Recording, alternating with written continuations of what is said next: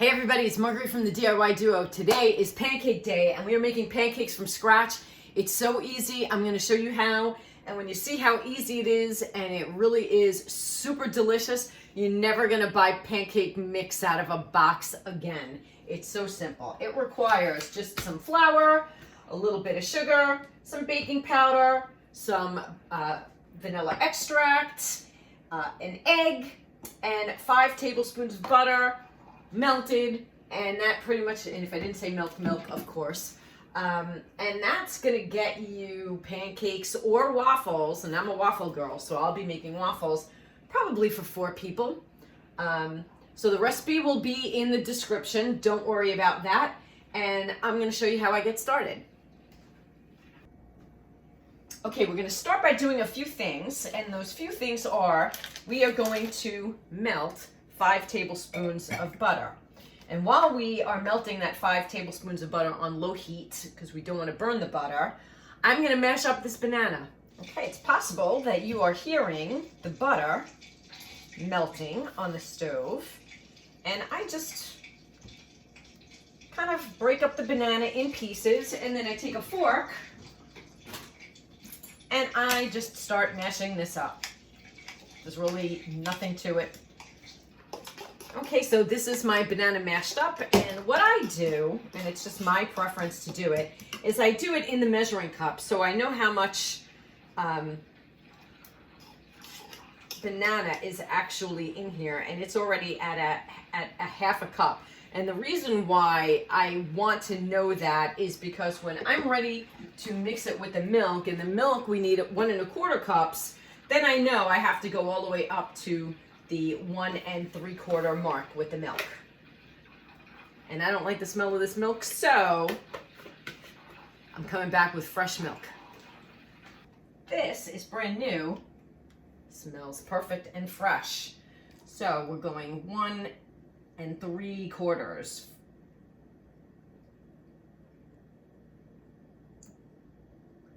All right, we hit the 1 3/4 mark.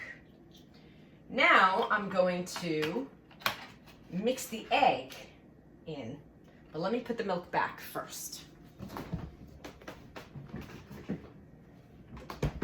Okay, I'm going to crack the egg. Right. Okay, I'm going to mix this in. And then I'm going to start on the dry ingredients. So it calls for, we're gonna move our little mixture aside for a second. It calls for 1 1/2 cups of flour. And I always like to sift my flour and just make it have a lighter feel to it. And then something else that I do, which is not necessary, but I feel like I always wanna up my protein. So in the other 1/2 cup of flour, I just fill it partially, maybe about 3/4 of the way with flour, and then I top it off with vanilla protein powder. You don't want too much. You don't want to substitute too much of the protein powder, because then you're not going to get the right ratio of flour and baking powder to have it nice and fluffy and rise. But this is probably enough.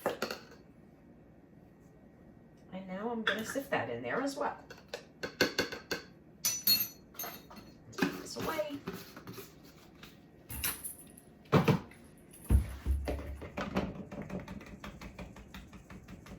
And my protein powder actually has vanilla beans in it, so I'm just going to drop those beans in there. And then we need a tablespoon of sugar. And I just have Trader Joe's King sugar in the house right now, which is fine. And it's easy even when it kind of turns into a little solid rock. It's never hard like white sugar is. So I just was able to just do that with my fingers. And we're going to do a tablespoon of baking powder as well. Put that in there. And this is 1/4 cup of the flaked coconut. And I'm just going to kind of break it in my hands a little bit, just because some of them are long kind of strips. You don't have to do this, but I do it. I just crush it a little bit.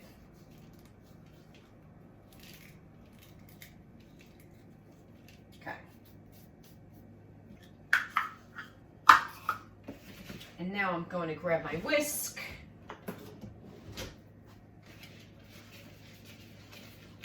And I'm going to mix this. I've got my melted butter cooling. I don't like to put the melted butter in with this mixture because then it starts to curdle, although it's okay. And you can do that. I just choose not to. And I also, my preference, just wait to put the vanilla extract in at the very end. So now what I'm going to do is put this in. And I'm going to get myself a tablespoon to start mixing. And I'm going to go and grab the butter and put that in.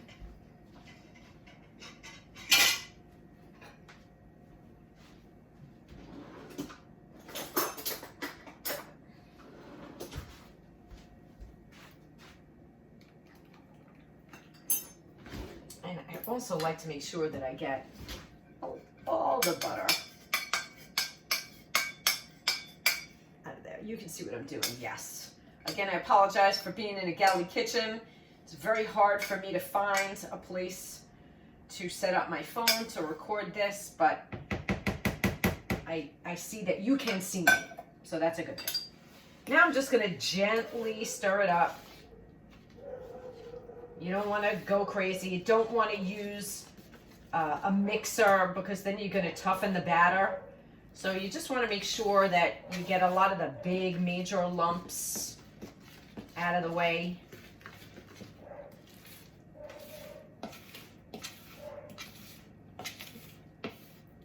All right, this looks good. And now I'm going to go with my vanilla, and that calls for 2 teaspoons.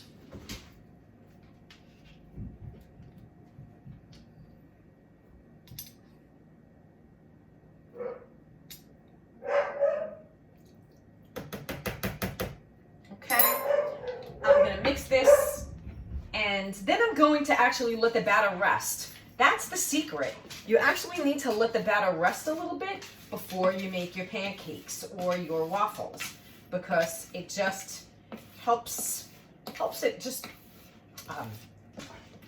sort of come together and rise. So wait till you see how this is going to end up. And I'm going to clean up now. I'm going to let this rest. I'm going to clean up, I'm going to get the waffle iron out, and then you're going to see what it looks like when it's time to make waffles. Absolutely, I'm telling you, I ever since I found this recipe, and I kind of made it my own, I can't. I don't even need to go to IHOP. These are the bomb. Okay, we're almost ready. While we are giving it just a few more minutes, I'm going to start to make my coffee. John is working, so I'm treating myself to a wonderful day before Mother's Day breakfast of homemade waffles and a homemade cappuccino, because cappuccino from home is also pretty darn good. So let me grind these beans. They're going to be really loud, so I'm going to spare you listening to it. All right. Let's get this brewing.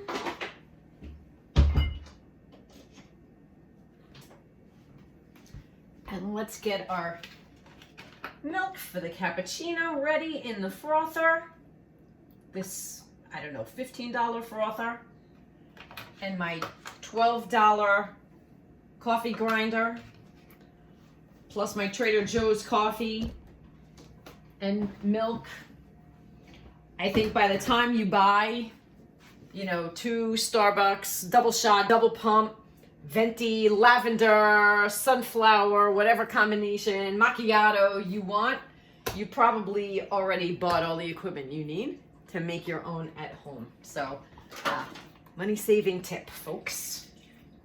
Easy to make yourself. All right. So while we have the coffee going, I like to also put a little bit, I don't like to use a lot of syrup. So I like to just coat the bottom of this pan and then heat it up because it just makes, it just kind of makes it thinner and easier to spread. I'm not actually gonna put it on the flame yet. And now I'm ready. Let's get this to start. Oh yeah, this thickens up nicely. I like to coat the pan, I like to use a little bit of coconut oil. And I realize I have to bring everything over a little bit. And so, I'm just gonna kind of spread it a little bit with my fingers, but then I'm gonna take my brush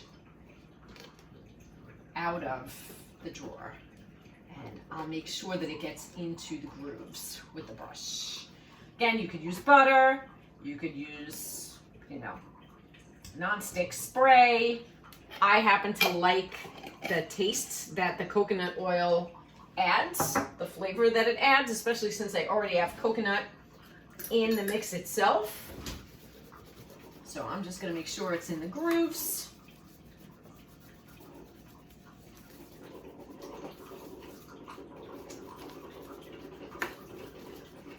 This waffle maker, I think, cost me maybe $60, $70 maybe. It was a while ago, so I don't know, given tariffs and everything else that's going on, whether or not they've jacked up the price. But this is a Cuisinart waffle maker, single one. It's a flip, it's a Belgian flip. I love it. I think it makes fantastic waffles. And I'm gonna plug it in now. And then when this green light comes on, that's the indication that it's ready for me to actually put some of the mix inside. Okay, while we wait for that light to go green, sounds like my coffee is done brewing. I'm going to start whipping the milk for my froth. And I put a little bit of, can you see? It's a Trader Joe's grinder again. It's a little bit of cinnamon and sugar. And then I like to add a little bit more just cinnamon because I don't like to go too much on the sugar. Okay, here's my coffee. How does my froth look? Pretty good. Just gonna give it another second. I'm gonna grab a spoon.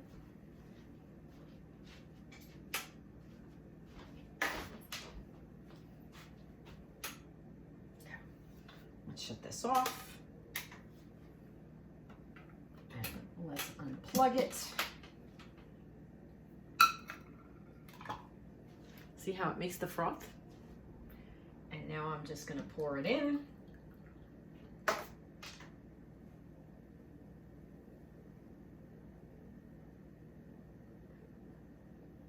I think this is what they term dry. I don't know. They're a little too fancy at Starbucks for my taste. Oh, and my green light is on, which tells me we're ready for waffles. But this is how I like my froth, which is, it's got some, some substance to it.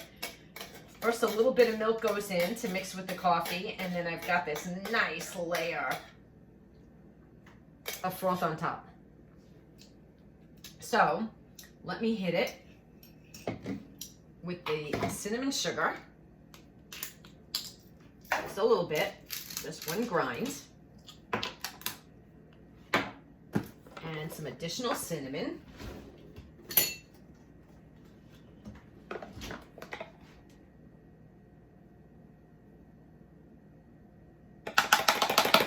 Okay, and my coffee is ready. So now what we're gonna do, we're just gonna put this off to the side for a second.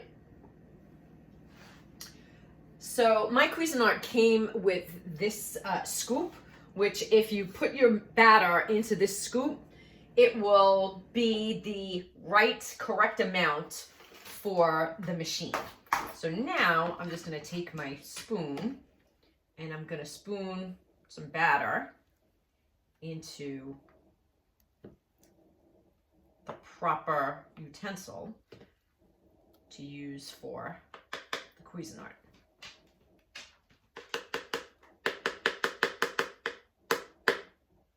And it's okay if my waffle doesn't come out a perfect circle. I'm not looking to win any awards. I'm just looking to have a really cool and delicious breakfast. So now I'm going to pour it in. I'm going to kind of keep it centered to the machine, and it's going to do its own spreading out.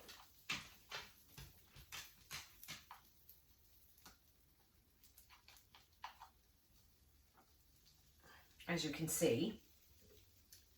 And so now, and I flip it. And now it's time to clean up a little bit while this is cooking. So that light was supposed to go off, and I don't know why it didn't. Now it did. So when it comes back on, it tells me then that the waffle is cooked through and it's ready to eat. Okay, my green light is on, so that tells me it's done. I'm going to put the rest of this in the refrigerator, and I'm going to have more tomorrow. So let's get a spatula so we can, let's see what it looks like. Perfect!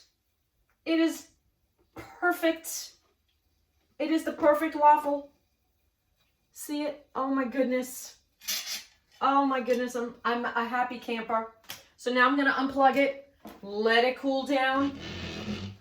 What I like to do is, I don't need butter. I don't need a lot. I've got my syrup on the stove. I've thinned it out a little bit. I just love fresh fruit. So I washed some fresh fruit in this cup, and I'm just gonna pour it all over. I'm gonna save some in the cup for a moment, and I'll tell you why. To actually get all the syrup out of the pot, I'm gonna bring my syrup over, and now you're gonna see how thin it is, and it's just so easy to spread a very little bit of syrup, but now it's going a long way. Because, you know, there's a lot of calories. There's a lot of sugar, pure maple syrup. And you don't need all of that. You could do a couple of things to just save yourself some calories. Especially people who have to watch their sugar. So now I'm just going to make sure that the rest of my fruit picks up all of the syrup.